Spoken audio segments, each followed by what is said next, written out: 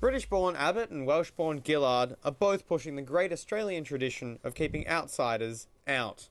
Martin Dunlop reports.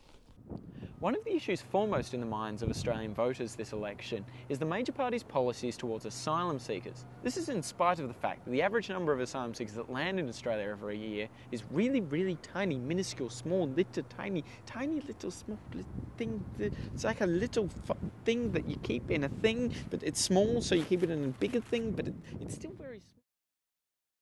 Tiny, little, micro, dwarfish, miniature, minuscule, tiny. So why is there so much interest among the general population? The first option is that Australians are worried that these refugees will take away from the cheese reserves we have stored in the bottom of our houses. The other option, slightly less veiled in obscenity and infinitely more interesting, is genetic cultural memory.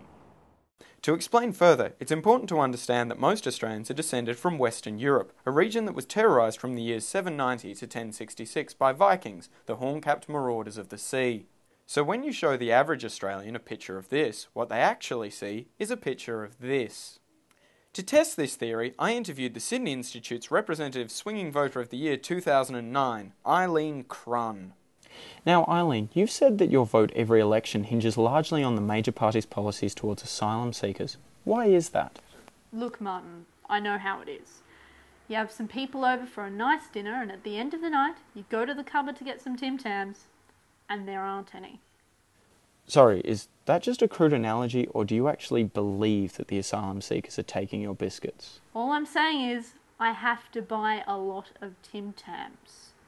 Do you think that the major parties are using the issue of asylum seekers to distract voters from more important issues like climate change or in mental health policy? Sorry, are all the Sudanese causing climate change?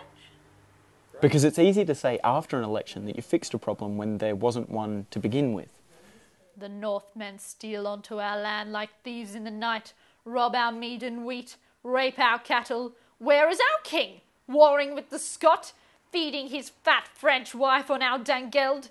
And what of my fat French wife? My war with the Scot? Come, children, we sleep in the barn tonight. So what's all that about? I don't know, but I'm stealing a fucking Tim Tams.